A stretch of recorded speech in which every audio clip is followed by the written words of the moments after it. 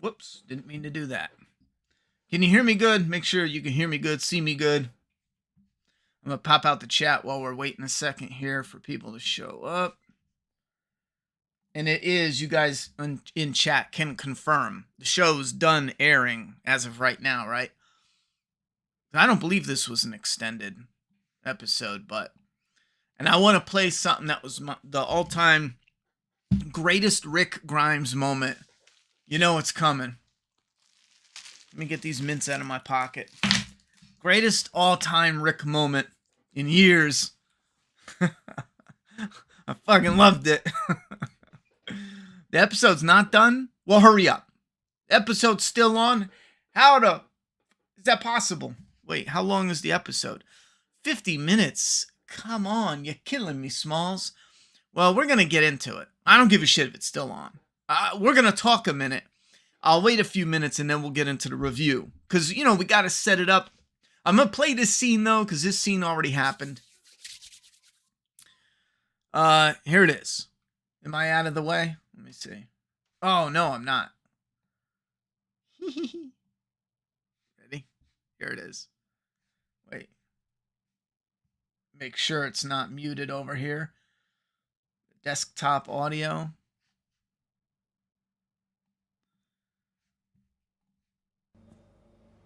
You're a hero with a shit haircut. Bro, I love that. He killed it. You're a hero with a shit haircut. Oh, man. That was glorious. That made my night. That was it. It isn't done yet. Well, chill the fuck out. I'm gonna wait a minute. You guys could chill out. Damn. I could have continued doing what I was doing and not rushed being on time had I known it was still going, you know? Anyhow, let me put the chat on screen. I'll see what you bastards are talking about.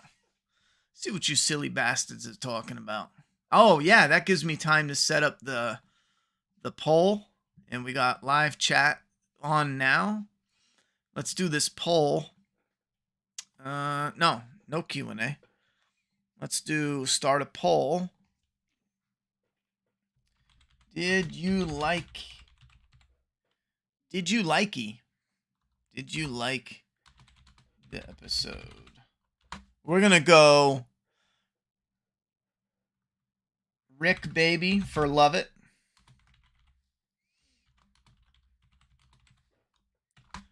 Chill Michonne for Meh. Because she's getting all up in her bullshit. Or stupid haircut for hated it. Oh, shit haircut. Hold up. Can I say shit haircut? Shit haircut for hated it.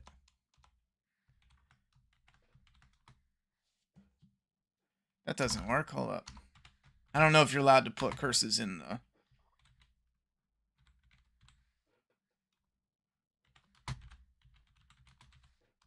Or wait a minute. Should we do shit haircut for loved it?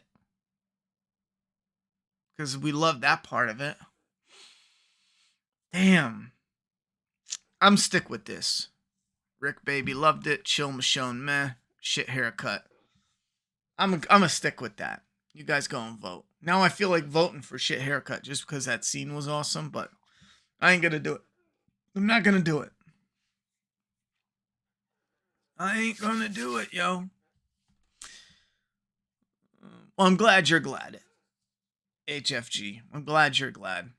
You have a problem with Beal pronunciation? How is it different to Bill? Well, Bill is B-I-A, like it's like a strong ill. Bill. Yeah, ill with a B. But Beal is like meal with a B. So imagine someone is ill, Bill, or you're eating a meal, Beal. You know what I mean? Does that help? That's for pronunciation for anyone.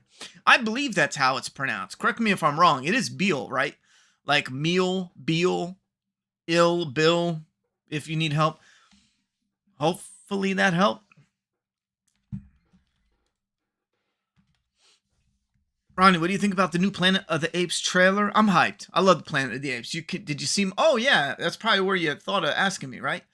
I'm playing around with the background. I have the old school TV. I got some VHS tapes, the VCR. This won't be here. We're gonna be packing up. I'm probably moving in a month or two. It just has to do with the rent prices are crazy. So, we're gonna figure something out. But something that's gonna save some money. So that's gonna be a strategic move. Anyhow, but the new place would have this set up here. I like the idea is to keep the woods backdrop, but then I want to go and buy once we move. I want to buy or make myself. It would be the shelving that I wanted that would look like the inside of a cabin. So this would be the inside of a cabin. Down here, it'll have the TV and it'll have the all the stuff that would be VHS movies and collectibles and blah blah blah. But it would theoretically be the entire backdrop. So I can sit or stand anywhere the camera moves. It would have that in totality. I think I messed it up because the angle here, I just can never get it right because this is pushed against the table. And I'm thinking the camera needs to be more center of film space as opposed to camera off to the side. Because these types of lenses, they have like a wide angle to them in a way. So it just tries to like grab more than I'm trying to get. But that's whatever for another day. Anyhow,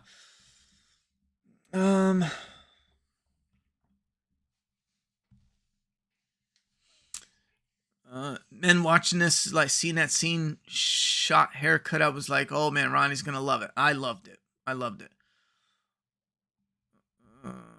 Someone got 31 months. Hell yeah. HFG, member for 31 months. I'm enjoying the spinoff, but my gripe is that there's all suspicion around Rick and Michonne, but they're barely being watched by Beale. I got a couple problems we'll get into as well. I made the thumbnail more as a joke. I don't, as love is always going to be a part of their storyline.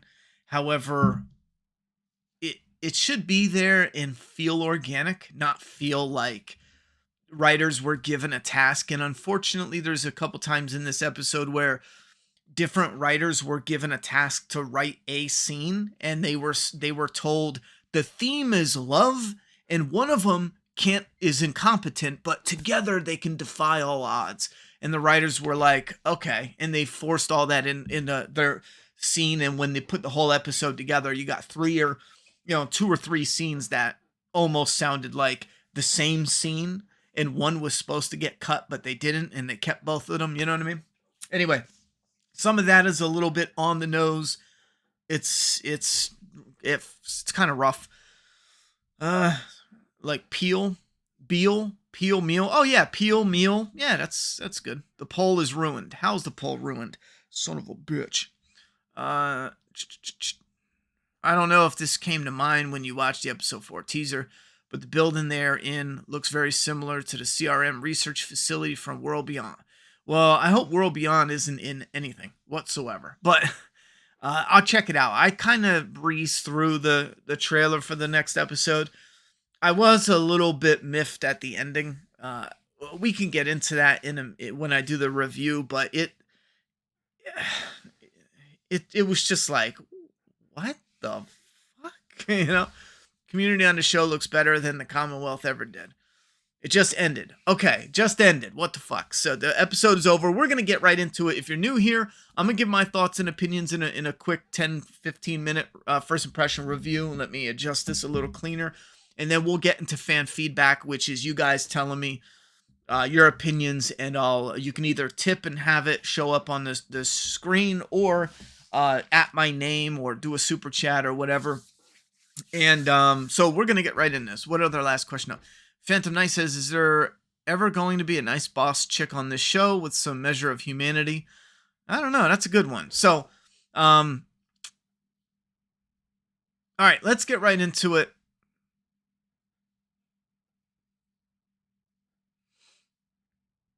Wait. I don't know what that is. I'm meant to be marking year 12 hype drafts in Australia, I guess, but also stop. and to get a gauge on everyone's opinion episode. Okay, yeah, it hasn't aired in Australia. Unfortunately, with time zones, we run into that little bit of an issue. If I had a little more time, I'd be breaking up little mini reviews. I'm not ready to be doing that yet, but we'll see what we can do in the future. Anyhow, so my thoughts and opinions for the episode. Let me pull chat down a bit because I can use this as a bit of a gauge, a bit of a guide. Jadis, this situation with Jadis, I mentioned it before. It for me, it falls into that bit of a plot hole where I'm just not buying why she cares, and they tried to play it off like she believes in this. And hold on one second.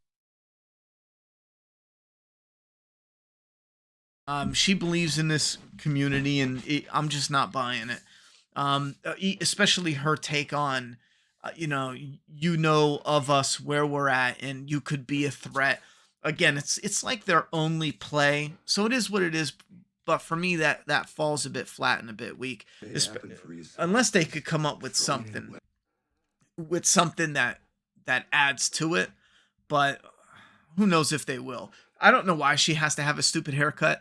One thing visually, Rick looks awesome. The actor is killing it this episode. The look of the actor, he looks awesome in this episode. I see a couple comments from people saying yummy Rick or Rick is a snack, the weird shit the internet does. But he looks cool too. Looks cool. He's killing his scenes. It's great to have Rick back, and we start recognizing the delicate situation he is in. There's a couple parts where it doesn't feel true though, because they're trying to do this for a story element, like it's impossible, but it's possible with Michonne. And they do this to a point where Rick gives up, and he gives up repeatedly, and I fucking hate that. That's not Rick Grimes. This is like saying Luke Skywalker is going to turn away from the Force. This is that type of shitty writing that is fucking awful. And I think these are some of the only moments, me personally, some moments are rough, but that's the only where I can point at it and say that's just shit writing.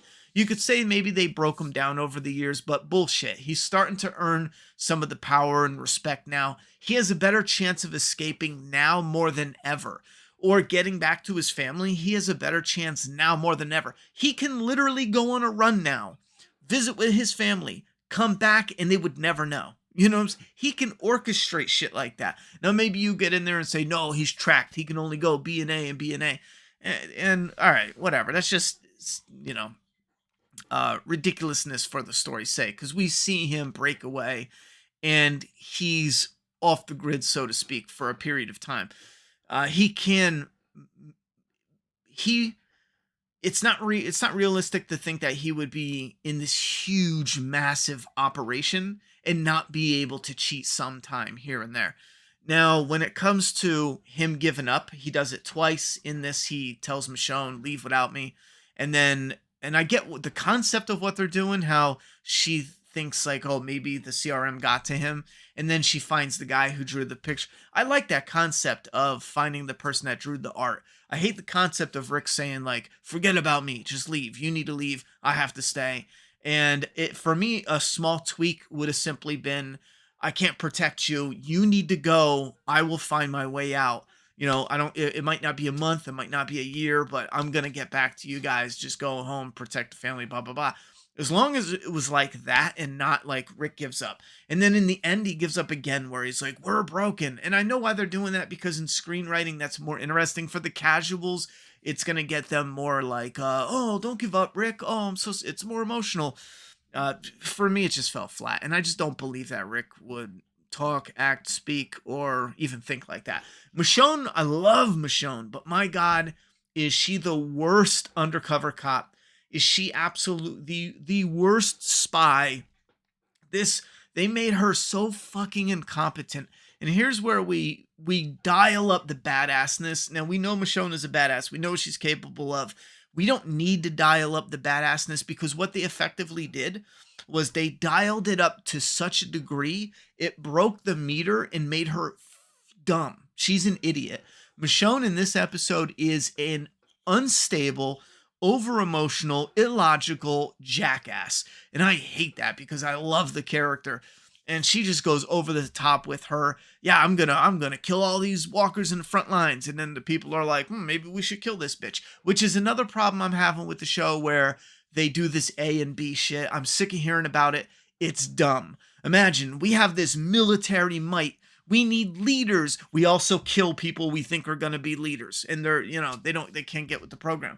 We have this military might. So we need bodies and we need soldiers, but we also kill people we think are going to be too strong. It's like, holy shit, they need strong people, but hold on, they'll kill you if you're too strong. It's a contradiction that doesn't make any logical sense. It sounds like they wrote themselves into a corner and they're trying their absolute best to maintain this I was going to say idiocracy, the moronic idea that they need this army of tough fighters, but they kill tough fighters and leaders because they don't want them to be a threat. Now you can say it and be like, no, they're tough, but they fall in line. Get the fuck out of here. Do you know how much of a fine line that would be for a leader to know whether, like, man, he's real tough, he gets the job done, but there's a little rebel in him. Let's execute him. It doesn't make any sense. So the A and B shit for me is like some of the weakest. When they don't talk about that stuff, and when Michonne is relaxed and not fucking things up, I'm actually really enjoying it. I really want to see what happens next. The girl here gets promoted, and this feels like a weird replacement for Okafor that seems to be unnecessary. Like, you had Okafor, and maybe it's because they wanted her and Rick to have a bond that Okafor and Rick couldn't have had, but they were still working to create a bond with Rick and Okafor. So maybe they just need someone a little softer, but they're also setting her up and rewriting her to be like female Shane. Did you know Shane was going to shoot Rick in the woods and Daryl did the old, oh shit. And then in this one, you have her looking to shoot Michonne in the woods and Rick got in the way. Some of that stuff, if they do it as callbacks, I need to rewatch it to see how like they're trying to make that connective tissue work. But I'm very skeptical anymore because Walking Dead has a horrendous track record of repeating stuff out of just a lack of a creative thought. It's so weird how they, spin-offs will just repeat whole storylines. Like the Dead City is just a repeat of every other kidnapping they've done on, literally every season of the main show. So having her be like a female Shane in the moment, I'm hoping it's a callback in some clever way, as opposed to just kind of reusing material, because that would suck. But the jury's still out on that one. She gets the big promotion. I am kind of eager to see what this is going to do with the relationship between Rick and her. Again, another moment where they have Michonne do something really stupid, and this is how they film it. This is awesome. You have gory walkers getting crushed and guts are spilling out, and this the carousel thing is, what's the name? It's about to give way and walkers are about to spill out. Now, I feel like a more competent director, no offense on whoever directed this, would have filmed Michonne walking down the corridor. As she's getting closer, she's getting a little more nervous and suspicious about those zombies. Maybe not nervous, but a little like focused on a threat. That's gonna break any moment. Michonne's getting closer, and as she realizes it's about to give way, she speeds up a little bit and walks a little faster. That seems fitting for the character. She's cautious, she's focused, yet she's not like overly cocky and blah blah blah. They have this, decade-long fighting survivor badass stop, get bug-eyed, and don't move while she slowly watches zombies about to burst through the... Now, for us watching for the first time, it probably is a quicker scene than... Because it feels like you want to say, okay, Michonne, get going. Like, this is not a time to stop. This is actually a time to run. And I think this just adds to my frustrations personally with the character of Michonne. She just came off as dumb It's odd in that this they give episode. suspected A's so much leeway, and promotions? A few script tweaks would have been great. I got to look back at what you said in the beginning, because I do feel like a few tweaks would have really set the show off. At least all 3 episodes so far, I feel like there definitely could have been smaller tweaks where it could have been rock solid. Like I saw somebody cut together the the ending of episode 1 and the ending, well, the middle of episode 2, where it showcased the Rick and Michonne back and forth. And I tell you what, I was more uh hypnotized watching them happen one after the next, knowing that's Michonne shooting at Rick and knowing that's Michonne attacking Rick. And I think this is in my opinion, is a clear failure of that split storytelling style where they do Michonne one episode, Rick the next episode. Look at episode 4, Michonne and Rick only somewhere else. It's they constantly split up characters. And when you have Michonne and Nat and they're about to attack a helicopter and it's Rick and them, it's actually exciting. Now, they should have surprised us with the first shot. Zoom, and it hits Okafor. Oh shit. Then it goes out of the helicopter and you see Michonne and Nat. And from that point on, it's good old-fashioned blended storytelling where you see Michonne and Nat, and then you see from Rick's perspective. And I think if you go back and rewatch how people edit and clip them together at this playing at the same time, it is awesome. It is absolutely awesome. And it's better than the original time watching it on TV, leaving the mystery. Because here's the thing with storytelling. Mystery is, it can be powerful, but it burns out quickly. And every time you rewatch it, you just don't have that same vibe, that same feel. But rewatching it with those scenes edited, connected together, it is just far more powerful for longer than it is having that initial mystery like right up front. And the initial mystery doesn't even matter because we know it's Michonne. In all the trailers, we could see how she's dressed, so it's coming up. Anyway, so because there's 6 episodes, they rushed Michonne getting to this base, and I don't care. I know it's rushed. I recognize it feels rushed, but at this point, I don't care, simply because I don't want filler. Just get to the point. Let's burn through this, and let's get some interesting stuff. Michonne looks good as fuck here. Let me move my camera, and you can see Michonne. Oh, yeah. Now, when it comes to the world building, however, this is where it hurts a bit, and I try not to think of it too much because it would be a little more annoying, but you have this whole huge unit, and Michonne's the only one that they're like, oh yeah, let's rely on her. It makes the CRM feel this small, and we're looking at it and it's supposed to be this big, but it feels this small because of how and it's the same problem all of Walking Dead has had for a while, where anytime the main characters show up, they absorb the essence of everything around them. They become the main focus of the characters when it feels like the characters know that they're the stars of the show, if that's a good way to explain it. Anyhow, so you got Michonne and her, Rick pulling the gun, and even this chick knows that Rick pulled the gun. I thought it was a little clever because she didn't see him, but she could tell. Michonne screws up. They have this scene where they're gonna fight some walkers, and some of it looked cool, some of it's a bit like, you mean to tell me that the best thing you have is to wheelbarrow this crazy looking thing in, do some noise and blow some of them up? You have all this artillery and helicopters and all this other shit, but your game plan is to push a wheelbarrow with bombs. Michonne, of course, can pick it up. The only thing that I truly enjoyed in this episode was Rick's forced skydive. With that being said, it's still the spin-off I'm most invested in. Do you have anyone you like so far that's not the Lovebirds? Oh, man. No, I don't. Veronica, thank you very much for the 50 bomb.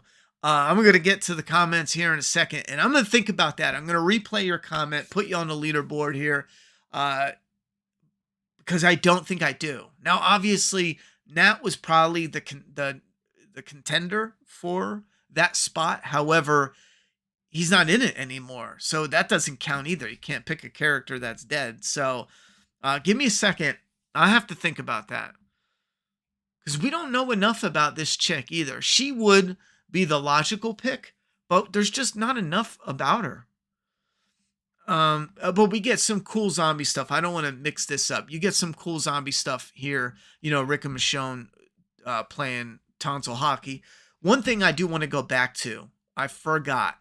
When Michonne did her throwing a fit, and she was, where is this? Because this was really fucking dumb. Where Michonne threw her hissy fit, and it looked like she threw a zombie head at another zombie and killed it with it. Didn't it? Make my case. That's not this scene. That is, I think it's back here. Yeah, right here. She's talking to this girl who doesn't matter. And sleeping in a tree. Like, we get it. Michonne, like, is not hiding it well. We don't need this, like, 2-minute talk with this girl. Like, what are we doing killing Nat off and we get this random chick? We don't need random chick. But here, the zombies are not dead. And I do love this. I often talk about the idea that you can shoot a zombie in the head just like a person can get shot in the head. It's rare, but get shot in the head and you survive depending on what type of damage the bullet does.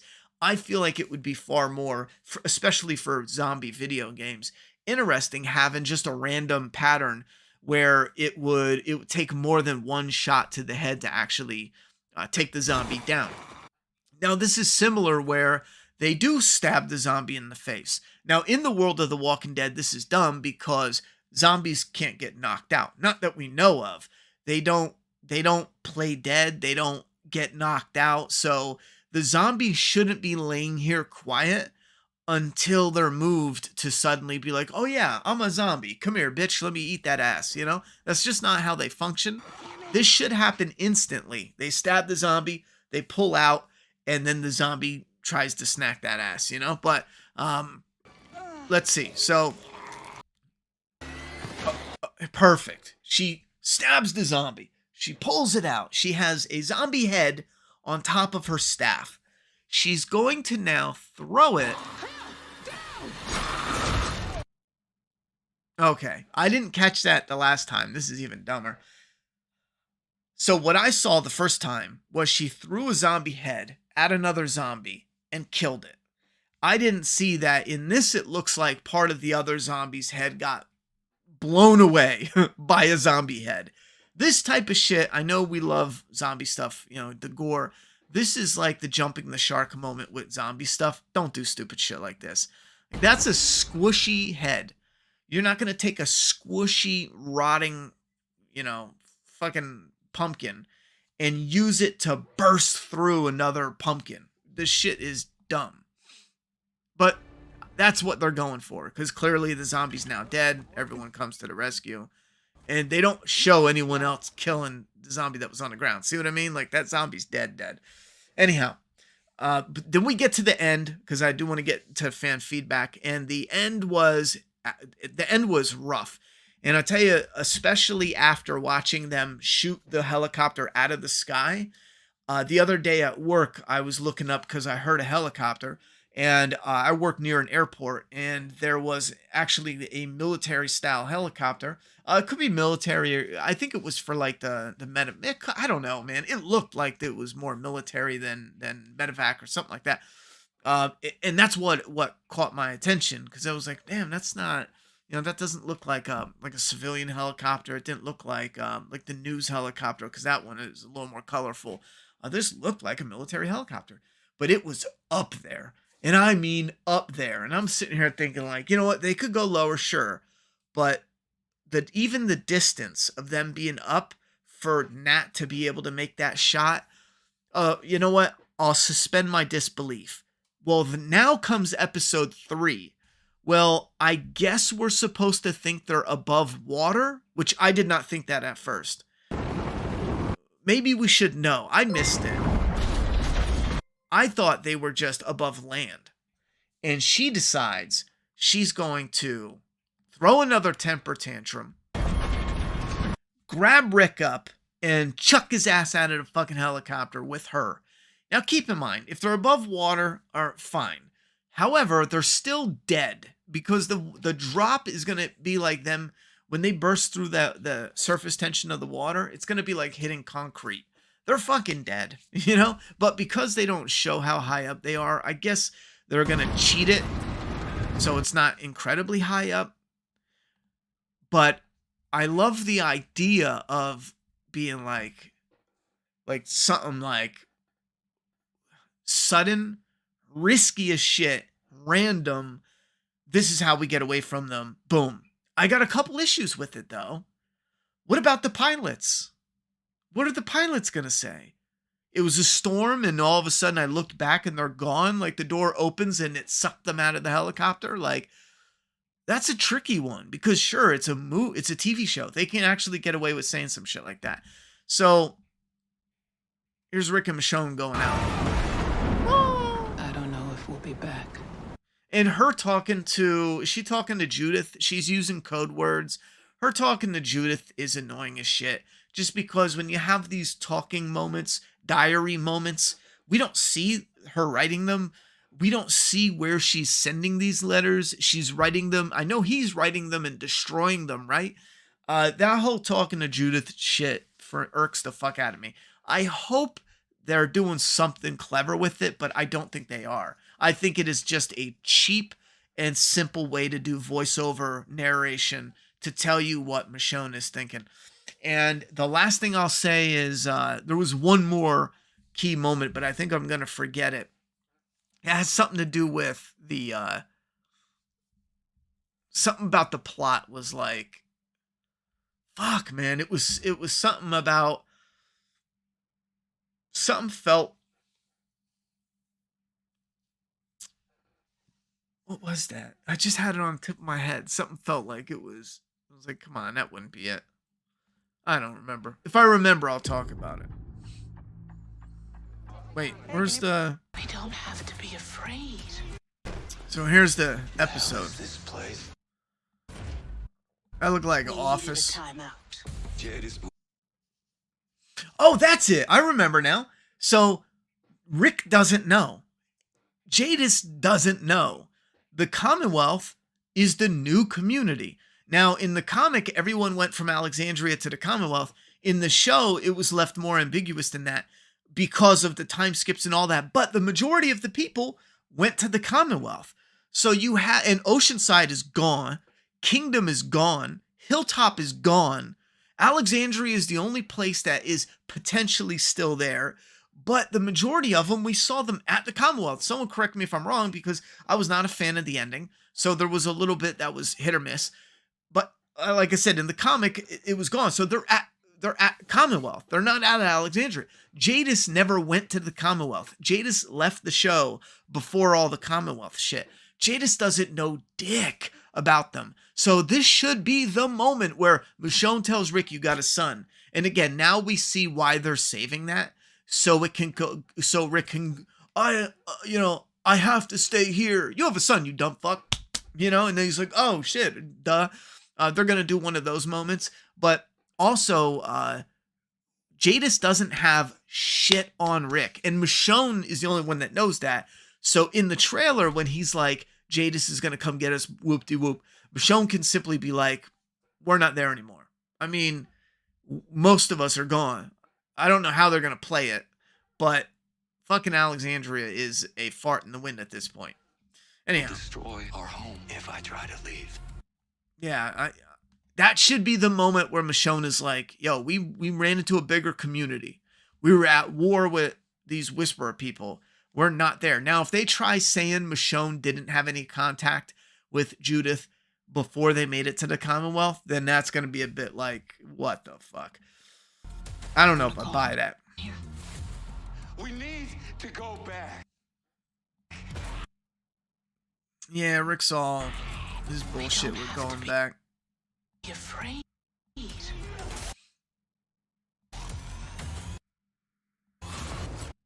Yes, we do.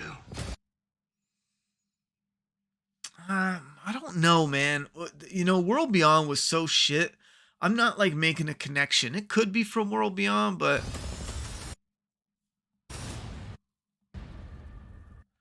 I'm not making that connection. Let me see what chat has to say. Let me go back to the two tips though real quick. And what is this?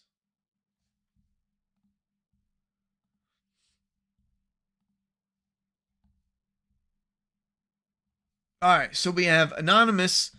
It's odd that they give suspected A so much leeway and promotions.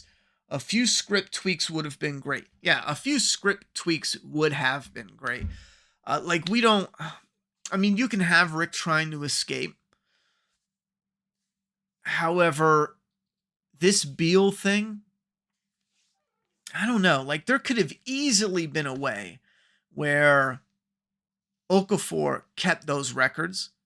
And because, the higher up you go, shit gets lost in translation. You know what I'm saying? Okafor could have been holding back records. And once Okafor died, maybe Beale was, starting to do some investigating, some asking around. And he's starting to hear some whispers, and it made him suspicious. And he's like, you know what, Rick? And then he's like, so Rick, how did you lose that hand, by the way? Because then you might go like, oh, Beale's not in the loop. But guys, they have communities with tens of thousands of people. He's running a whole army unit. There's bound to be shit that he's not in the loop on. And there's bound to be shit that he's going to be preoccupied with. And it just feels more organic and realistic that there's kind of those walls or blinders, because then you can start seeing people having a chance. Right now, when it feels like every time, Rick does something stupid, Beale is like, is that Rick doing something stupid? Because he is all knowing. Anyway, thank you very much, Anonymous, for the $7 tip. I'm going to put that into the computer fund to get a new computer for this summer. And then Veronica, thank you very much for the $50 tip. The only thing that I truly enjoyed in this episode was Rick forced skydive. Irony, like the episode, and I am enjoying this show. However, I feel like Rick and Michonne's story is all over the place. Also, Rick is very complacent in this series, surprised he's not trying to take over. Also, bad night for shit haircuts lol. Where is it? All right, we'll put Veronica up there for the top tipper. Let me go back to this real quick. Back to Veronica. Thank you very much, John. I'm about to get to you in a second. With that being said, it's still the spinoff I'm most invested in. Do you have anyone you'd like so far that's not the Lovebirds? Now, I'm the same. This is one that I am the most invested in. And honestly, man, like, this shit makes me hyped to have, because, over the years, I've reviewed and collected Walking Dead collectibles. And ever since the Walking Dead show got kind of, I kind of fell back with having them displayed, but getting moving and getting a new room set up, this kind of stuff has me reinvigorated to, like, dust some of them off and have like a little Rick Grimes shrine, either comic and show, but do something cool with it. And the character's absolutely my number one is when it comes to the spinoffs. This is a spinoff, but he's definitely it. I think Beale is the character I would pick. As far as when you asked, do you have anyone you like so far? I like him, but it's not like, ooh, I like this character. It's more like I like the actor mostly, but there's potential for a lot of interesting stuff, or at least a deeper amount of interesting stuff. Because don't forget, the show has reminded us repeatedly that something is going to happen, and it's bringing all the top brass of the CRM into one place. That one place just so happens to be the place that Rick helped set up and establish and all that. They're putting Rick, even Michonne, into a place and then putting Rick close to somebody that he's going to have to go head to head with, maybe, to possibly annihilate the entire leadership of the CRM. You don't need the soldiers. We often look at the CRM and go, they're huge, 40, 30, 50,000 soldiers and blah, blah, blah. It's probably more like 10,000, but still, they have tens of thousands of people in the community, leaders and governors and district managers and all the supervisors, superintendents, wall leaders, blah, blah, blah, blah, blah. But you don't need to defeat all those people. You don't need to defeat any of them. You knock out the leadership, And then while everyone is in a chaotic mess for power now, that vacuum for power, Rick and team can bounce and they're safe now. Do you think anyone's going to give a fuck about Rick and them and their community when they're trying to reestablish the not only the leadership and what to do next, but what were their plans, because a lot of shit was top secret and only a handful of people know. And that's just a couple of my 2 cents on the show setting up these gonna be these big this one location with all these big wigs at it. Also, super chat 199 from Ban. Who else is getting oiled up right now? You fucking know it, brother. You know it. Don't thank me yet. I warned him you two weren't going to be worth the trouble, but he... Yeah, and, you know, we see now you weren't worth the trouble. Rick looks fucking awesome, though. What's a good, I need a good, like, maybe it's zombie stuff, yeah. We could do this, maybe. It's funny because this is like an epic moment, but they're just pushing a wheelbarrow. You know, it's like, and that's a budget issue. There's some good stuff. I know people are going to be like, but Ronnie, the budget looks amazing. There's stuff that absolutely looks great in this, but you could clearly see that, and maybe this is just the cost of doing a zombie, post-apocalyptic zombie show. You can absolutely see the struggle. It's insane, the struggle for a budget in a show like this. Even when they're having cool stuff like that, one of the main things is them pushing a wheelchair. We don't see any exterior helicopter shots. We don't see them falling. We don't even see the setup for them, you know, getting ejected out of the helicopter. There's a lot of these shots that in a production that has a bigger budget, we would have seen it in. Absolutely. And that's again why I think the suspected budget, I think it's bloated, especially seeing it now. The budget is higher, I believe, but I don't think it's anywhere near as high as what they teased. Because they teased like Game of Thrones level budget. All right, so John Kurtz with a 333 tip. Hi, Ronnie. I like the episode. I am enjoying the show. However, I feel like Rick and Michonne's story is all over the place.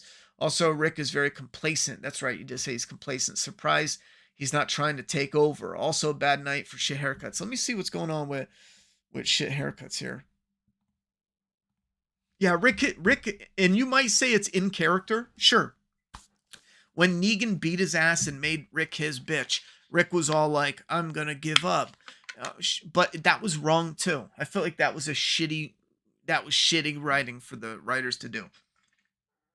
So if you want to say that it's consistent with that as a character, fine, agreed. However, bullshit. I don't think Rick is the type to just sit back and be like, I give up, you know? This is his family. Look at all the shit he's done to be with and around his family, and he's going to suddenly, you know, just give up because it's too tough. Like, I just don't buy it. I don't buy it at all.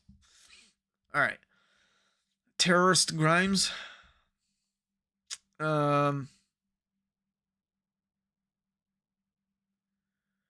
Rob says that it's kind of odd in the beginning of the episode, Rick's hairstyle doesn't match the style when Jadis found him, but that's not supposed to be when Jadis found him, though. Oh, wait, do you mean when she found him again? You don't mean like when she saved him, right? Clearly, right? You mean when she came to that community and she ran into him walking through, right? I got the vibe that some time has gone. I mean, he's healed, you know? So I don't think the haircut in her hair is longer. So time has definitely gone by. You know what I'm saying? No, you don't agree? Cindy said Esteban is a wild card. Was he assigned to befriend Rick, a real friend, or did he sell out Rick to become the manager of the water depot? You know what? Honestly, whatever they do, I feel like it'd be a waste. It doesn't matter. Like, the shit is with Rick and Michonne, and I don't care if that guy betrayed him. I get what you're going for, and they could do something related to it. I just don't know how that would overall do something unless it was to, throw a wrench into some plan they were trying. Like they're gonna sneak up, but oh no, Rick got betrayed again and got kidnapped. It's all onto Michonne. Michonne needs to break him out so they can attack the so and so. You know what I mean? Rick Grimes being set up as Agent 47 is ridiculous. The writers officially ran out of ideas. Why not just, in the words of Negan, Rick just take over? Ronnie, do you think there's still a chance we get the comic ending to this universe? I don't think we should. The TV universe is well, no, I shouldn't say I don't think we should. I do think there's a chance. However, with the spin-offs and the continuation of making money off of this franchise, I think they should do it in a more clever and looser way, not in a because it was more final, it felt, for the comic. Plus, don't forget, some of the characters are gone. Carl's gone. It's just Judith and RJ now. So, and some of the other characters, it's kind of scattered. What was the deal with the building having Grimes 68 on it? I thought that was the number of like infected he killed as like a record or something, because then you see Michonne, trying to beat the record. I don't know. I didn't put too much thought into it because I don't like any of that. But what do you guys think? Blind falling out a helicopter in the rain and at night was just dumb. Who comes up with these dumb ideas, and who would do that or survive that? Are they above water? That's all I want to know. Give me something to grasp. That's all I want to know. The spinoff blows Dead City out of the water. I agree with that, even with the problems I have with it. I just don't think how long was telling Rick about. Yeah, that's another problem that writers do. Writers have these. Let me move this over. I'm showing you're beautiful, but I got to cover you up here just to put the words on the screen. Writers have a couple problems. Remember when Rick tells Michonne, "Don't worry about Jadis." That's That's a writer thing to where they don't want you to ever tell the audience something the audience already knows, or they're saving it for the next episode and they're not going to tell Michonne everything. They're going to find a clever way to condense it so that way the audience isn't burdened by, because what bad writers will do is they'll have a character explain something the audience doesn't know and they'll do it 20 fucking times. And then the audience is like, holy shit, we get it, And when it comes to,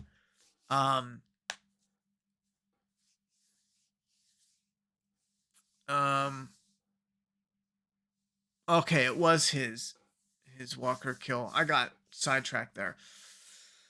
It was his Walker, but is there any confirmation of that?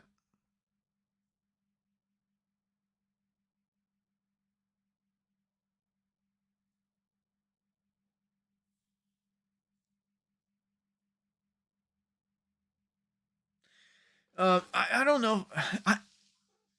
I guess that's what it is. I see a few comments saying Grimes 68 is him having the record for Walker kills. It figures Michonne gets 69, right? Not just kidding. Okay, so yeah, her telling Rick about RJ. I got sidetracked there. Not only is there information that with Jadis that they don't want to use, blah, blah, blah. I'm not going to repeat myself there, but you guys get the idea.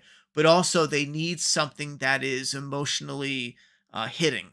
So Rick finding out that he has a son is an emotional punch, let's say. So that is reserved Jadis' story for is a specific time. I feel she will eventually end up helping Rick and Michonne. Jadis and Pearl could end up rivaling each other or something. Also, I thought Michonne's name was meant to be secret. The guy with the phones knew her. Yeah, Michonne's name was supposed to be secret. Thank you very much for another $3 tip, John. It was supposed to be secret, but that was one of those situations where they never expected, that whole meetup and all that. So I get it. Plus, I guess they're going to go like, who's that guy going to run and tell? She's just visiting that island real quick and that little village, Why didn't Rick just be honest with Michonne and tell her they have files on them and their people? Apparently, it's coming in the next episode based on the trailer, and that ties into what I was just saying about how the writers work it. They'll have a character purposefully not say shit. Like when Rick and Michonne were arguing and Rick was like, I told you, if you loved me, you'd leave. And she just does this smug smirk and walks away, doesn't say shit.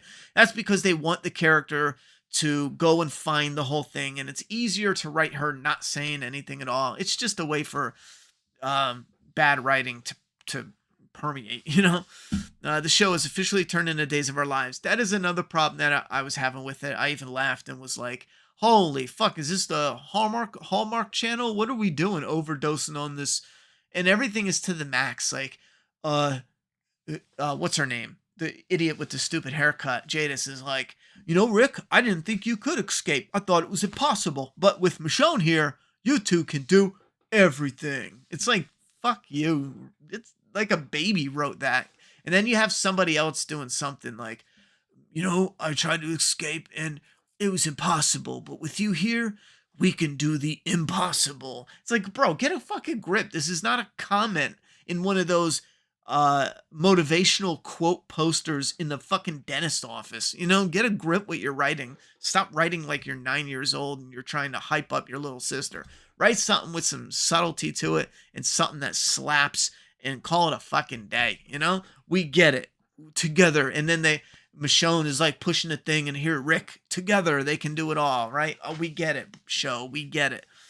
Walking Dead is long been the king of killing subtlety. I'll tell you that. So I guess that tracks. Why doesn't Michonne just tell him he has his son? He would definitely escape. Well, again, the writers are saving that poorly for something specifically coming up. And I don't know what that is. I just know based on how writers hold shit that it's going to be a moment where something's going on and Michonne is like, you have a son, you know, as if Judith isn't good enough. But then again, Judith isn't even his. Fuck that bitch. Why doesn't Michonne? Okay, I already did that. Dawn of the Dead of the Days of Our Lives. Holy shit. That's a long title. Imagine your husband breaks up with you after you see the woman who said will laid with him. Wait, imagine your husband breaks up with you after you see the woman who said will lay with him. Oh, that's right. She did say some shit like that. Yeah. And then he's all like, not explaining it. Don't worry about Jadis. What the fuck is Jadis doing here? You mean to tell me you didn't want to escape, but this bitch is here and you're cool with it? Remember, Michonne left before they found Commonwealth, so she has no info about them. Well, don't forget, Dark Expert, she's still in contact with them, and that's partly what the walkie-talkie scene was about. Given, we don't know how much contact they have, but they have spoken. And I think one of the times, we have to go back and look, but I think one of the times Judith did mention finding people or something. So again, unless they stopped talking on the walkie immediately, she has to know something about Commonwealth. Denai said the helicopter was above water in EU interview that just dropped. Well, it fucking better be. They can't follow comic ending. Kirkman said he regrets the comic ending. Also, well, that doesn't mean they can't follow it, to be honest, because AMC, they'll do whatever. Also, the only reason so many people are still loyal to the show is because our boy came back. Facts. That's the only reason I'm watching it. Ronnie, is it me? Or like, is the acting really good and passionate whenever they kiss, but also kind of cringe moment? Doesn't feel like The Walking Dead too much. Love, yuck. Well, I think The Walking Dead has always had a focus on love, family,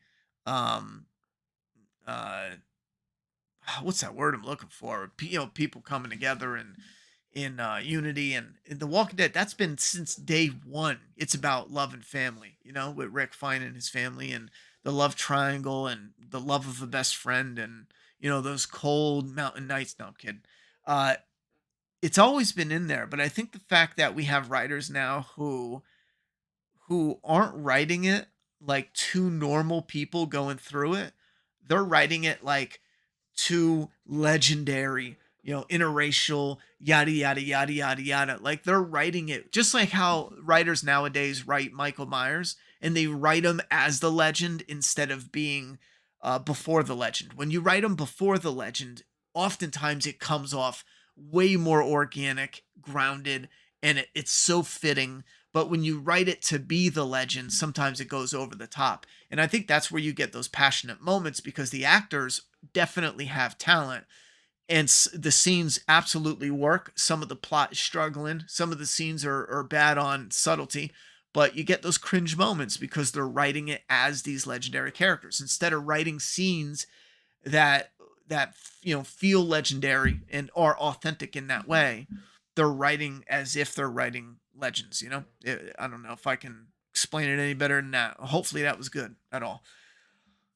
Someone said laugh out loud, they wrote them themselves. That's another problem. I think, I've been skeptical of Denai Guerrero writing since the beginning. It's rare when characters write good for their own character. And I hope she didn't write this episode because she wrote Michonne to be a fucking idiot, Congratulations, Michonne's an absolute badass. But my God, is she a retard? You have Michonne. Hey, don't be too tough or they'll kill you. Here's Michonne. What's the record? 68. She does 175, and then she's like huffing and puffing, walking out of here like, the fuck, That's not the clever, quick-witted Michonne that we've known and loved. Like, are you telling me Michonne, who was ahead of her time and how smart she was and how well she can read the room, she called the governor's bullshit the second she laid eyes on him. She learned how to cut off the limbs of a walker, cut off its jaw, and use it, to her benefit as little lovers. What was she using them for? Oh, yeah, to carry her backpacks.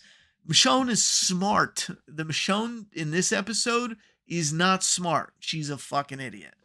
So I hope she didn't write that. Are you doing a season 2? Are they doing a season 2? I hope they're going to do something. I don't know if it'll be a season 2. The show vastly exaggerates the range of those small walkie-talkies. Oh, facts. Jada's storyline is BS when she was with the trash people, Rick, Negan, Oceanside, Alexandria, and other communities. Never had members taken by her. How was she with the trash people? How was who with the trash? When she was with the trash people, Rick and Negan and other communities never had members. Yeah, she never took members, but they made it seem like she did, but it was other survivors.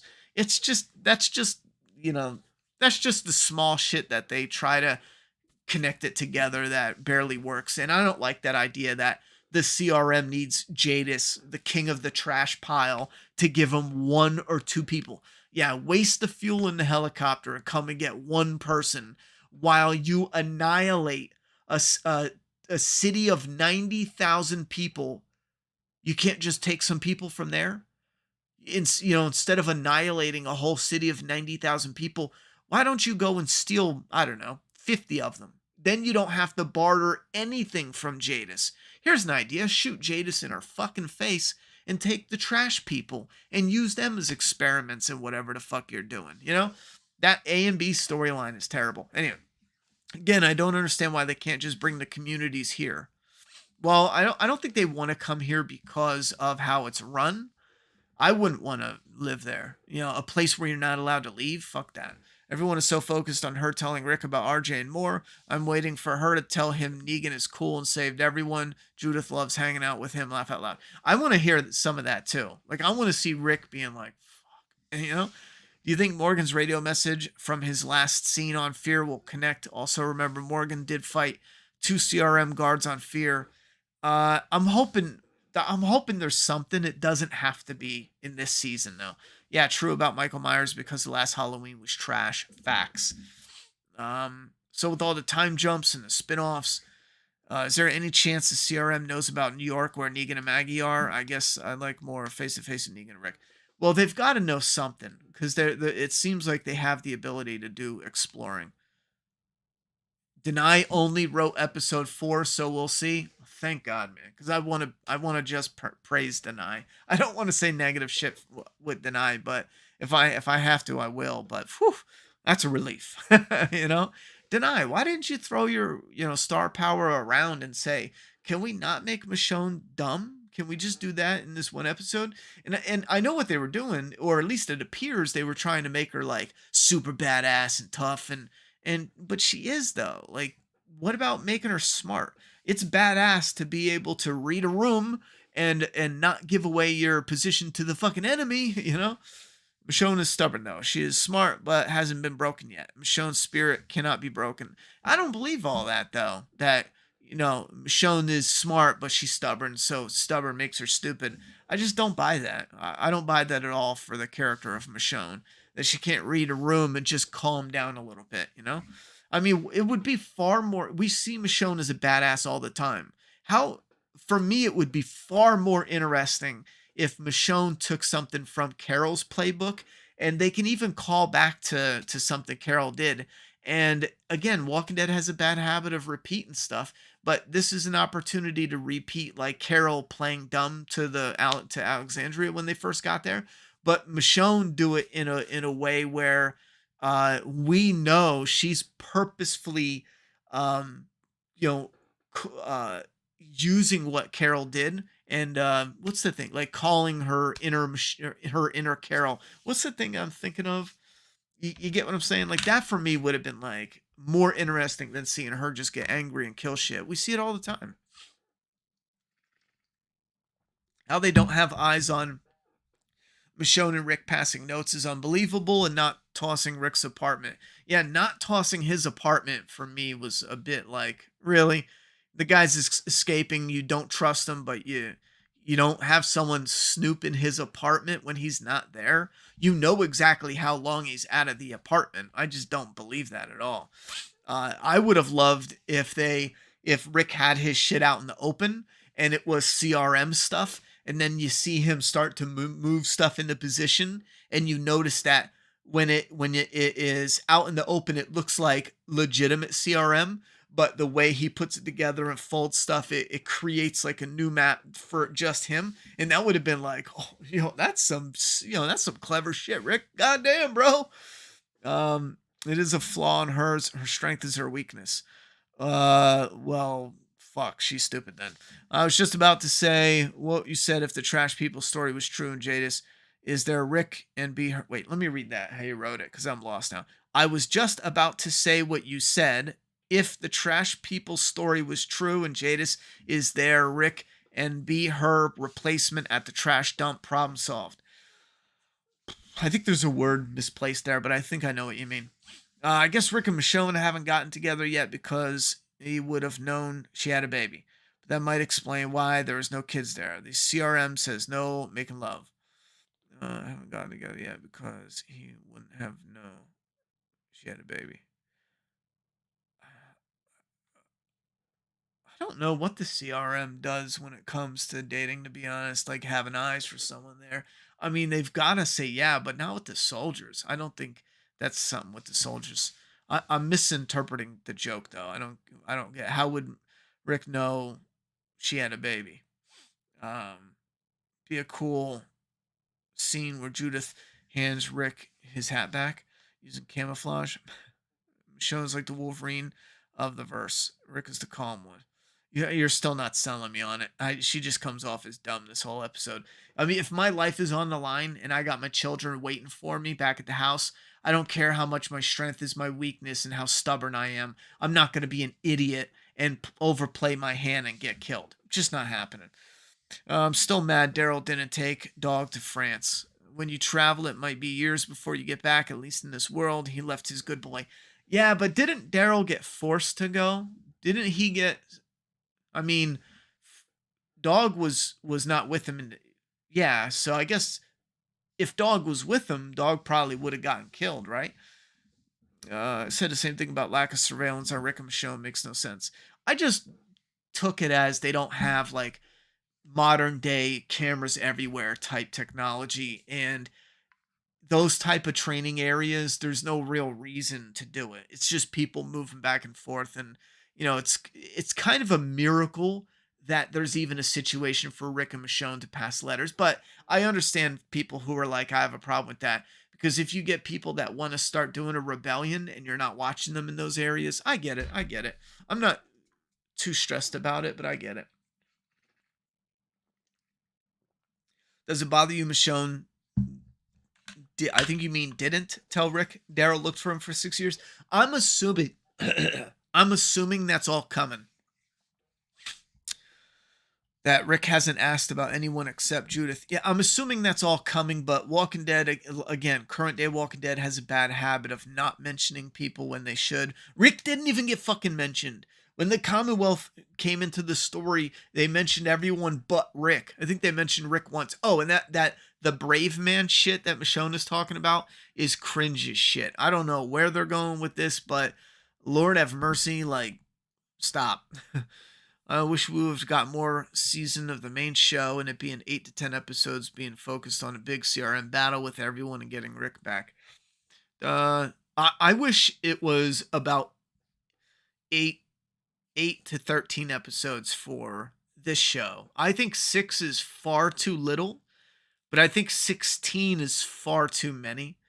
I still feel when you rewatch The Walking Dead season 1, 6 is short. It's real short, solid, tight, but short. When you watch season 2, I think there's 12. Season 2 and I think season 3 is 13. Correct me if I'm wrong. But season 2 and 3, pacing wise, episode wise, I think that is like the magical right around there. 12, 13-ish. I think 12, good. When do you think Rick will see powered up walkers? I kind of hope they don't, because Rick is like OG, you know? OG Walking Dead shouldn't have that gimmicky shit. But let's say episode 5, episode 6, because they need something for the finale. Did Rick do any other projects since leaving The Walking Dead I could watch? Not that I'm aware of. I think he did a play and a movie, but I don't remember. No, he did do a movie. Penguin something, I think. The best scene was when Rick raised his gun on Thrawn behind her back on Thrawn. I don't know why I keep saying that. Back, in my opinion. Oh, that was the best scene? I thought it was all right. It wasn't my best scene, but I feel you. The Dear Diary stuff with Rick was so stupid. A man like Rick wouldn't write that way in a diary. They've turned Rick into a 14-year-old girl written by rom-com writers. Yeah, I don't like the diary stuff for Rick or Michonne. We are going to end the poll. I didn't vote, though. Am I allowed to vote? I don't think I'm allowed to vote. We're going to end the poll. We're also going to end the stream here in a minute. So if you got something you want to shout out, shout it out now. If not, just give a heads up on what's happening.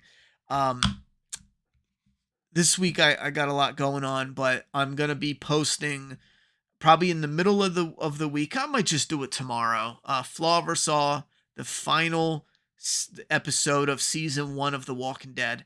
And then I'm having problems with a copyright issue with Friday the 13th part 1. Now, to be honest, I think I'm just going to let it go and upload it. I tried re-editing part 1, but it's going to take far too long. I know if I ever get the chance to hire an editor, I know I'm going to pay him to re-edit part 1, and I'm going to film new stuff for it. So I'm just going to upload the very first Flaw vs. All for Friday part 1. It's going to be copyrighted, but I think it's not blocked. They just take the money, which I don't even make money off it, so that's fine. Once I do that, it's going to be every Friday. Well, you know what I'll tell you. Monday or Tuesday will be The Walking Dead Season 1, Episode 6, Flaw vs. All. That's on another channel, Flaw vs. All. That's the channel. This Friday would be Friday Part 1. And if it doesn't upload, that's because of a copyright problem. If it does upload, every Friday for the next 5 Fridays is going to be Friday Part 1, Friday the 13th Part 2, Friday the 13th Part 3, 4, 5, and it's undetermined which I'm going to post first, but it will either be Halloween Ends, which no one has ever seen yet, or Friday Part 6, which also no one has ever seen yet. And from that point on, it'll be probably Friday the 13th to finish out the franchise until we get to Predator, The Thing, and I'm hoping by then we build up some Patreon support, I think we're only doing Patreon support, and people on Discord, and I can start having you guys vote on what gets done for Flaw vs. All. So we'll see how it goes, but that's the idea I'm going to try to work with. Let me see what you guys have to say. So the 66% loved it, 27% is meh, and 6% hated it. Ronnie, right? This feels kind of rushed for a final season of Got too much crammed into a few episodes. Just finished the episode. Loved when Rick told Jadis she had a shit haircut. That was my favorite scene. I fucking loved it. Maybe they listened to the fans after all. I hope so. That was great. What are your predictions for the final 3 episodes? You know what? I'm not even getting into predictions because I'm a bit burned out. But obviously, it's going to be the whole emotional slowdown with Rick and Michonne for episode 4. I'm interested to see what they do with that besides having Rick and Michonne separated and having an emotional, timeout. Simply because I'm hoping it's more to it, like location wise or plan that they in episode 4 they should butt heads. Something happens and then they lock in a new vision to work together to accomplish a goal, which gets them out of there. And right now, I'm leaning towards they're going to set up some sort of assassination of the leaders of CRM. I don't have anything else to work on with. I'm taking that from something that was said in this episode. So 4 would probably be them, yada, yada, yada. 5 would be setting up that assassination, carrying it out, killing as many as possible, causing chaos. And then 6 would be the fallout plus reuniting and wrapping up Rick's story to whatever other degree they're allowed, because I still feel like there's more to come after this. Might not be a season 2. That's my loose predictions. Why in the hell does the CRM even care that much about some bozo escaping when they are the biggest, strongest military force on the face of the planet? I said that last week. I'm still not convinced they should give a shit. Thoughts on the action so far? They feel short, barely zombie killing. Like there'll be parts, but they always feel too short, underwhelming. The action is struggling. It's not the greatest, and it honestly feels like people that are not zombie fans that understand that there needs to be action, but the way it's filmed, it's just not exciting. Bro, we saw a number of action this episode, and I was interested in the episode, but not a lot of it stuck with me, except for them using like fucking air guns to shoot holes in zombies' heads or whatever the hell that shit is, because they had like the CO2 tanks on them. Yeah, I think that's the best way I can describe it. Every night they should have like a zombie fan advisor that kind of helps guide them into what we think is cool about fighting zombies. Not like there's a zombie shot, there's a zombie stab, there's another one shot, because that right now that's what it feels like they're doing. How does this show stack up against The Last of Us show for you? I think this show is way better. The Last of Us TV show, I'm in the camp of it's fucking terrible.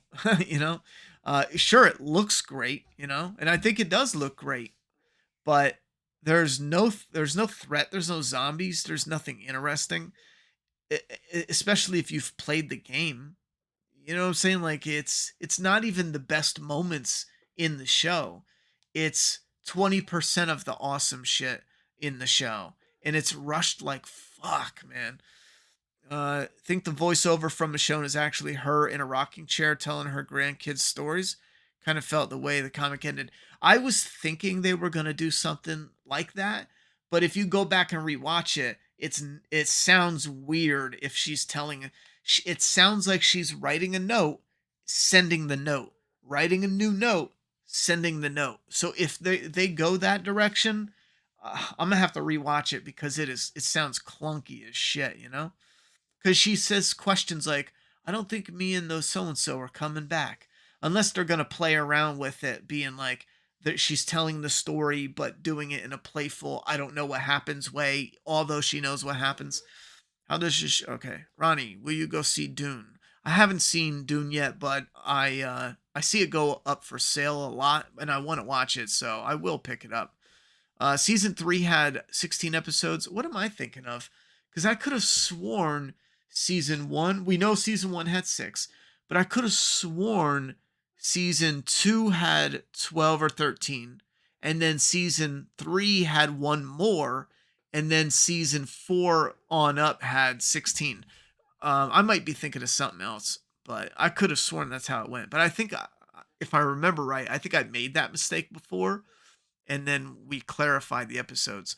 I think eight episodes is a sweet spot. 8 works for me. Andy had 3 projects since The Walking Dead. Penguin Bloom, that's it. Cabinet of Curiosities, Netflix series, and Scrooge Play. How do you see them ending the spinoff? Reaching Alexandria or a cliffhanger if it got renewed? I don't right now. I don't see them doing any of that.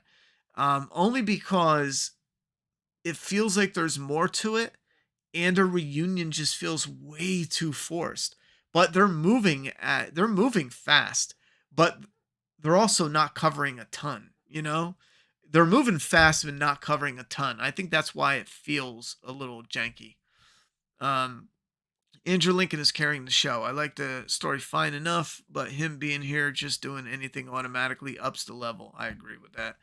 I agree there. Make him a show and make bad decisions as she won't do normally. Andy had 3 okay, I already done that. Everybody keeps saying nobody has escaped before, but didn't that pilot escape with Al on Fear? I don't remember. Did she? Surprised you don't think season 2 is too slow. I love season 2. And it's slow. And the AMC did them dirty. But the character stuff back and forth together, coming head to head, I love it. I could rewatch it a ton of times. But it's slow. It has problems. It does. Do you think they will use the massive horde she parted like Moses as an attack in the finale? Well, I always assume that the stuff they set up is going to be reused just so it doesn't go to waste. So I thought they were going to use Nat to do it, but they could still use that girl's sister. Don't forget, the CRM killed the girl's sister, killed Nat, and my guess is Michonne's going to get back with that sister and orchestrate something to do an attack. Because why else have the sister in there? I mean, seriously, why? You don't get a horse, stay here, blah, blah, blah. 3 episodes in, I'm going to say it. I like the show so far. I'm interested enough in what happens next, and it feels cool to be interested in The Walking Dead. That's perfectly fine. It's completely mid as hell, says Dylan. Last of Us show is ass. I agree. The mixed timelines is really overdone. I'm not a fan of that, but you know what? At this point, just get it over with, and instead of having the long drawn out shit go off. Rick goes home. Did they inform the Walking Dead cast already to show up for the episode? You know what? I didn't follow filming. You know what I'm saying? So I really don't know.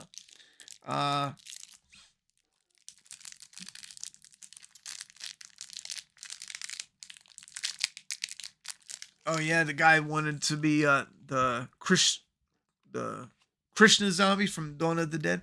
I'm surprised they haven't used some actors. I know they've done the zombies. They've dressed zombies up like the Dawn of the Dead plaid shirt, and they've done a ton of them on the main show. But actually using actors, that would be kind of cool. Do you think it's weird they didn't renew for another season? Do you think this could mean one of Michonne or Rick doesn't make it? I don't think it's weird at all. If they didn't renew until the end, I think that would actually be a clever decision. Renewing would ruin that vibe of what's coming up. Knowing our luck, they'll renew it at the beginning of season or episode 6, and we're gonna be like, "What the fuck, bro? You couldn't wait one more damn week, Doomsday's Crypt loved season 2. He disagrees. Never felt slow. It felt paced.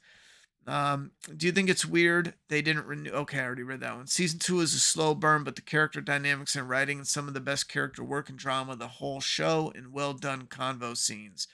What's the point of Terry O'Quinn's character? It's a waste of a good actor. So far, it is a bit of a letdown. Have you tried the peanut butter Mr. Beast candy bar? No, thank you. Season 2 is one of my favorites. A lot of this stuff with, a lot of stuff where it becomes business adventures more. Like Mr. Beast wasn't passionate about creating a candy bar. No offense, dude. It's a business. He finds someone that's making a candy bar. He knows just by saying it's his candy bar, sales are going to go through the roof because of his fan base. So he doesn't actually need to make sure that the candy bar is any good. I doubt the candy bar is any good. If it is good, I'll be shocked, stupid.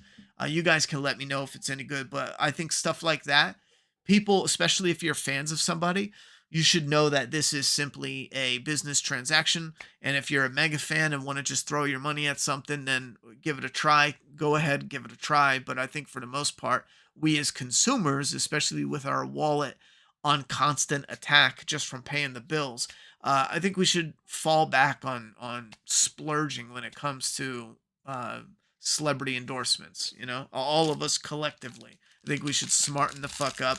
Stop paying money for OnlyFans. Stop paying money for celebrity endorsements on shit we know is just blah. Just pull back totally. You know, have some self-respect too, and drop any OnlyFans you have, because that's pretty fucking yikes. Agreed. Don't announce season 2. All right. Last comment of the night goes to, hey guys, let's cut 90% of the action and clickers and tension from the show, because it'll totally make it better, because it's not important at all. Yeah, the cutting the shit from Last of Us is dumb as hell. You know, they did such an amazing job with the clickers and the making the practical bloater. The CGI actually hurt it a little bit, made it rubbery, but the practical bloater and the clickers, man, it looked amazing. And they used it for a collective 3 minutes, you know, in what, 6 hours or however many. Oh my God. If they could interview one member from the Walking Dead cast or crew, if I could interview only one member, well, it would be Andrew Lincoln. But if it was like I can interview them and be like near them, not to sound creepy, you know, it'd probably be Michonne. Hey, Michonne, I'm looking at you. You know, I mean like actual face to face. Well, no, I might just still do Andrew Lincoln. He's a snack after all, according to the internet. But yeah, you know, one of them. So I think that's what also draws my interest. These are two of my, you know, probably two of my top 5 favorites from the whole show. So, the one clicker museum scene was the one clicker scene, the one stealth scene. That's terrible. You know, in my head, I'm thinking there was like 2, but I'm probably thinking of when the bloater came out. And yeah, that's one stealth scene. Like, that's so, like, bro, and I just don't see what people see in that show. I keep seeing it on the shelf at the store, like wherever I'm at, and it sits there. The Last of Us Blu-ray, The Last of Us 4K, and I'm sure people buy it, you know, but it just sits there fully stocked. And even I'm like, if it goes on sale, my brain is like, you should buy it. But I'm never buying it because I know I'm never watching it again. It's pointless. It's not interesting. The casting is horrible. They don't even have interesting infected. Why give a fuck about a story of immunity if there's no infected? If there's no zombies, who gives a shit if you have the cure? There's no zombies. You know, it's like, it's simple math. Will Rick ever have a reunion? I think he will. I just don't have a good feeling they're going to do it in this, you know. I think they'll tease the prospect of it. But another part of me is saying, if this is, you know, a mini series, they need a reunion, at least some type of a reunion. It's a masterpiece. The internet said it. Yeah, I don't believe that at all. But I hear what you're saying. I'm really trying to love this show, but so far it's solid, but nothing that melted my brain yet. Yeah, this is good as the media makes it seem. I don't think the show. Oh, I see what you're saying. Maybe not. How many seasons do you think The Last of Us could have gotten? Also, have you heard about Tommy's spinoff? I heard about the Tommy spinoff. It's stupid, but I'll take anything in the world of The Last of Us gameplay, but imagine a Joel spin-off prequel. The fan base would collectively bust a nut. Do they do that? No, let's do Tommy. He's missing an eye and he's limping. He's a cripple. He's a blind cripple. He's a half-blind cripple. Let's make him the antagonist. And what were they saying? Well, we wanted to close out Joel's story because he's getting older now. You can't really go prone and do these movements of an older character. 5 minutes later. So we're going to do his half-blind cripple brother instead because we're fucking idiots.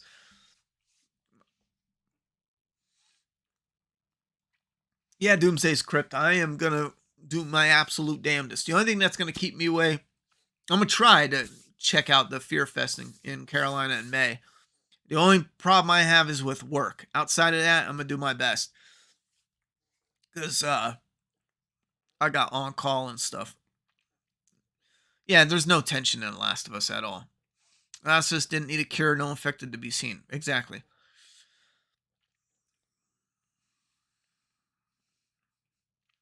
Oh, Blaze, well, I'm glad you found it funny. Thoughts on the Halloween news? Well, I think I might try to record little, snippets of my thoughts on stuff like this, but I have to read the full information about it. However, I'm just not hopeful. We know it's continuing to make money. It's not continuing because someone jumped up and was like, bro, I got the greatest idea. I mean, there's always people with ideas, but, it's a mix of different things. I just hope because we have the Rob Zombie, reboot. However, I just hope we can actually have a toned down, no bullshit, honest reboot that doesn't just remake the original, but doesn't go as like Rob Zombie did. You know what I mean? For example, reboot it, but with the original mask. Instead of Rob Zombie being like, I'll make my own mask. Do the original, straight up original. Have Laurie Strode, have that storyline, but do some tweaks on it. You can have more killing scene. You could do more with it because now it's not going to be a super low budget indie. You know what I'm saying? Take Halloween and give it the modern, 4K upgraded, reboot with some added stuff. But don't go fucking nutso with it, like a Rob Zombie nutso. And don't go crazy, get rid of Laurie Strode. And not all fans are going to agree, and that's fine. But I think it would be fucking awesome, because I love the original Halloween of 78. But it's dated.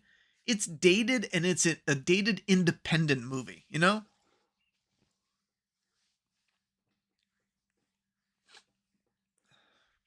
Why did Tommy leave in The Last of Us 2 game? Knowing Ellie would go off by herself, and that's endangering her splitting up. Because Tommy's a bitch. They turned him into a bitch, a crying bitch. Dina had to put him in his place of all people. Fucking Dina.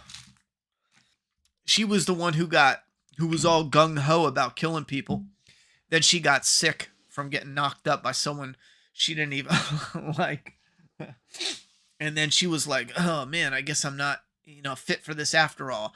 I'm a little sick from being a little pregnant, and all of a sudden we need to turn around and go home, you can't even be pregnant you can't be pregnant and hunt down and murder people. Come on now, what kind of wimpy shit is that? So, and then Dina's all tough girl. Where's my vape?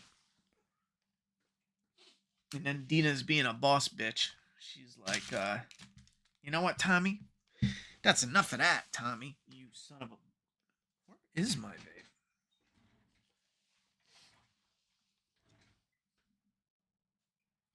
Huh. That's interesting.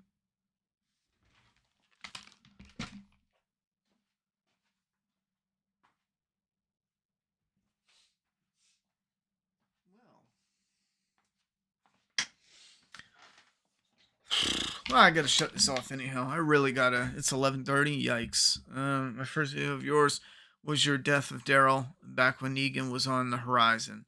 That was the most exciting time of the show and spectating who would be in the lineup. Yeah, I really like that. A lot of it too was pumping out, content to get in that feed and grow the community, and it was definitely fun. And part of it was fun about the possibility of them taking a risk. Like, we know that Daryl's safe now, especially now. I mean, back then we knew for the most part, but how exciting is it at the possibility that they can do something ballsy as hell and kill off Daryl in a cool way? Like, that shit, no, fucking everyone would have been just gutted, blown away. But it had to have been done good, But it's too late now.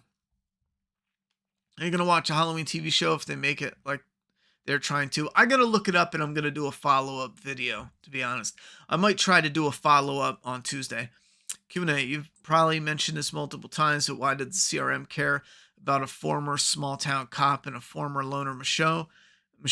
They're pissants compare. I've mentioned this before. It doesn't make sense. The only reason they try to make it sound like it makes sense is that they are a threat. If they try to leave, they know about the CRM, which would only be interesting and make sense, I think, even more if they knew of another community that is strong enough to take them on.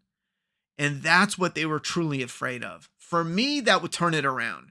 If we find out that Beale and the army is prepping because there's another community that sound like actually good people, but they're at a little battle with the CRM, and some of the people are from Omaha even, because we know now that the CRM killed Omaha, or it was Omaha, right?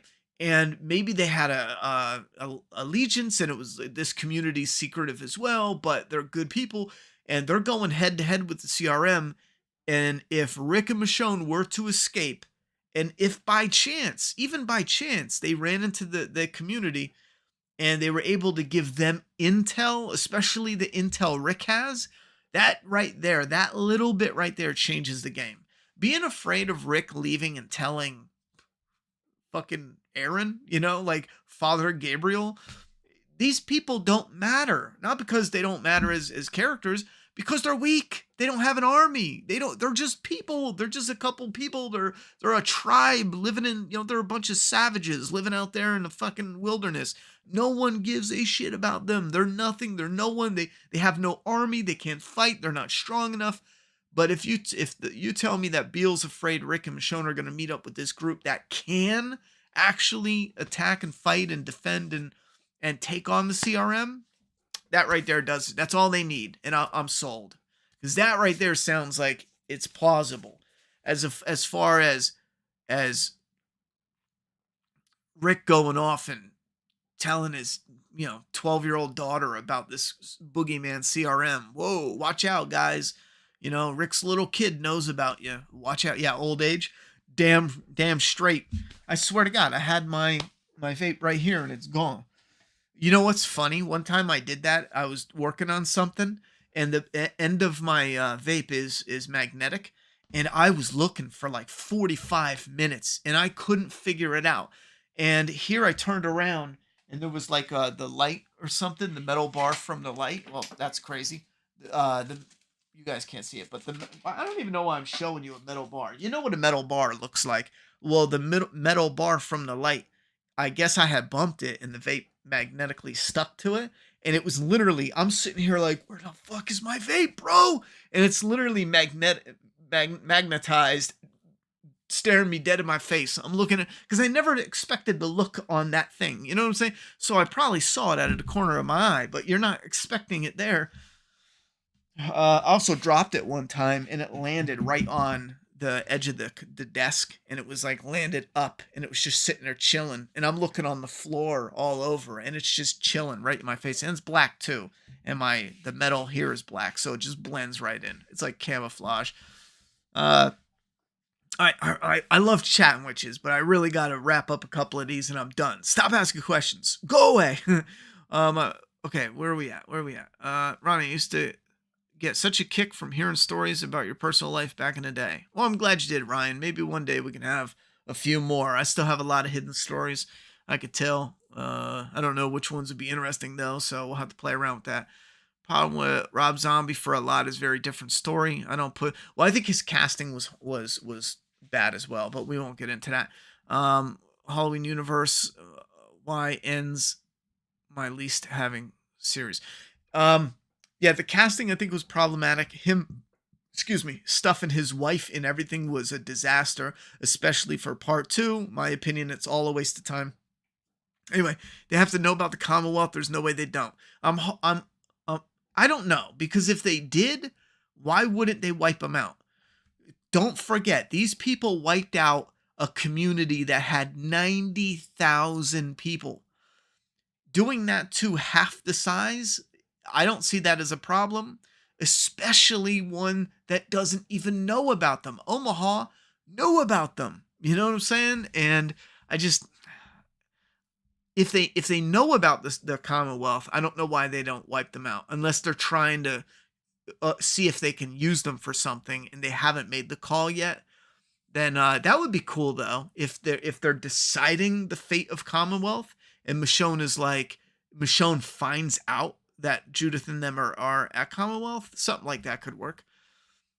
It's honestly so sad how bad they messed up All Out War. Oh, it could have been fucking amazing. Since willing to blow up thousands of people like nothing, why you put up people not cooperating 100%, got out a few times already. Yeah, some of that's just like rough, you know?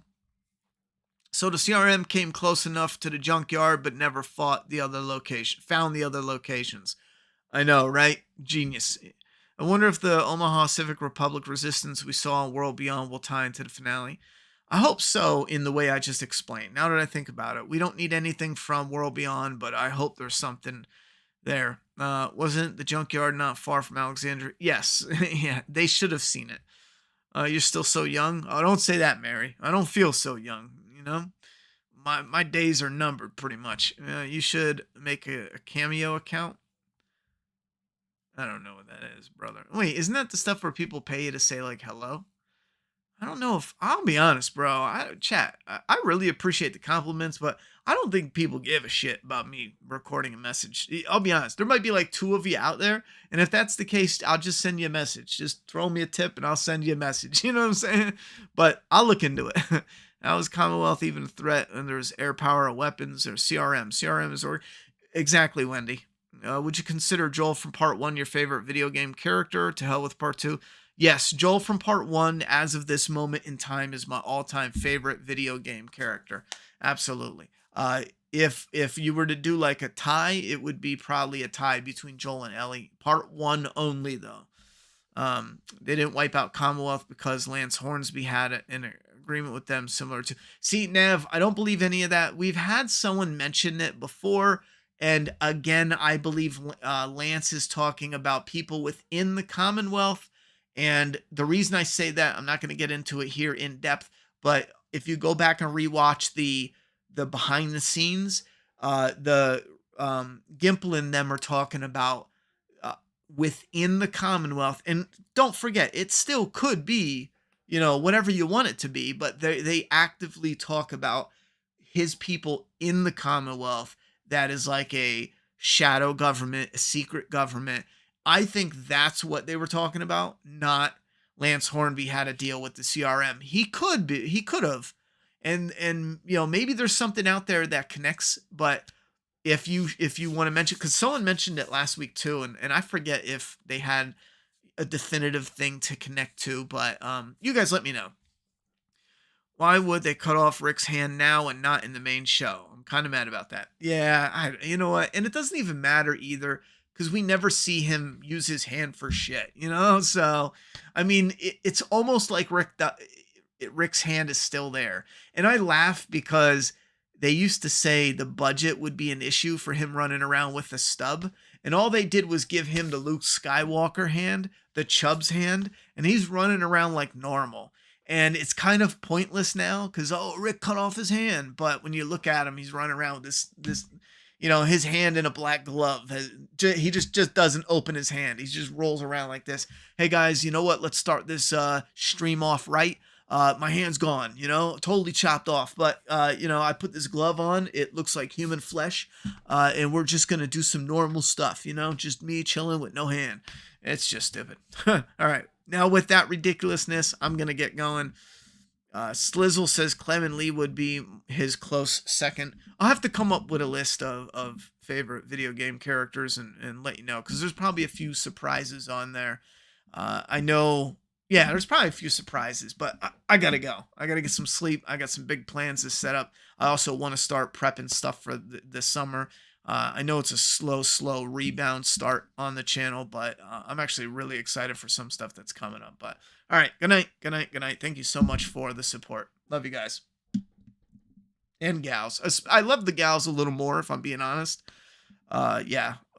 So, you know, truth hurts, but yeah. Okay. Good talk. Shut off! I'm trying to hit the mute button awkwardly now. Mute, and it just doesn't do anything. It sticks. I don't know why. Fuck you! Oh my god, come on, damn it.